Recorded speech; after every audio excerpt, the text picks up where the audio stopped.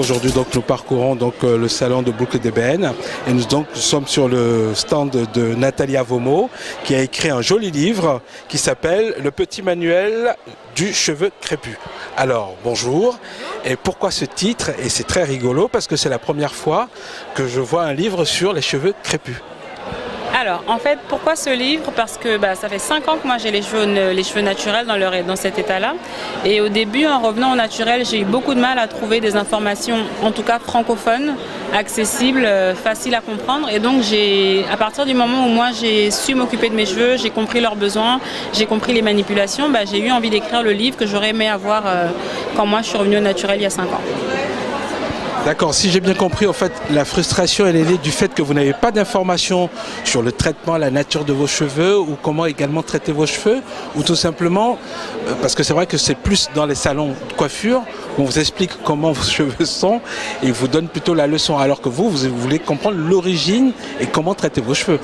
Alors en fait, frustration, oui, ça peut être le mot. Je pense que c'est parti du fait qu'il y a des informations, il y en a sur Internet. Il y a beaucoup de youtubeuses, il y a beaucoup de blogueuses, mais justement les termes étaient souvent anglophones, il y avait tellement d'informations que pour moi, c'était compliqué à comprendre, compliqué à faire. C'était compliqué de faire un résumé, on va dire, et j'ai voulu faire justement un livre vraiment pratique, bien organisé, facile à lire, que ce soit pour les adultes ou pour les adolescents ou pour les enfants, mais en tout cas qui savent lire. Vraiment un livre accessible et facile à comprendre.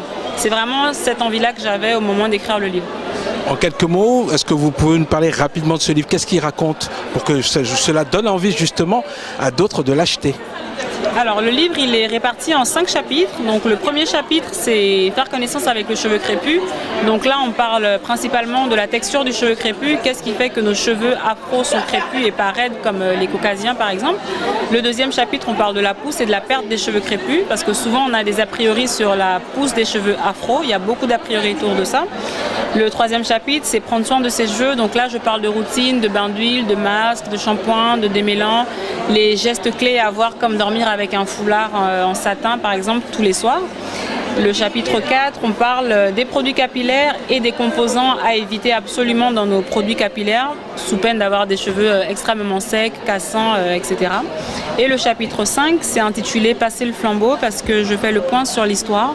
Donc je parle un peu d'esclavage, de défrisage, du rapport que les personnes noires ont aujourd'hui avec leurs cheveux, leur peau, plein d'autres choses, mais qui sont la résultante du fruit de notre histoire.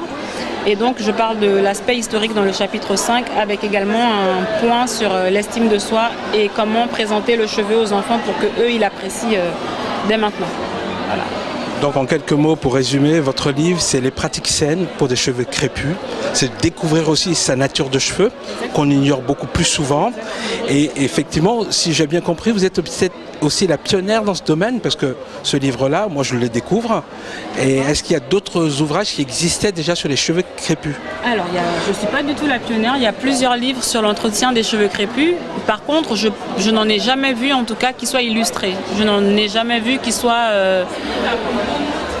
illustré, qui soit accessible aussi bien aux adultes qu'aux enfants. Parce que le but en faisant un livre comme ça, c'est que c'est la maman qui lit ou la tante ou la grande sœur. Mais pour moi, à partir de 3 ou 4 ans, on peut commencer à regarder les dessins, à être intéressé par ce qu'il y a dedans. Et ça donne, je pense, envie aux enfants d'apprendre eux-mêmes à manipuler leurs cheveux et à mieux le connaître. Donc je ne connais pas de livre sur ce sujet illustré. Mais il y a plein d'autres livres sur la question.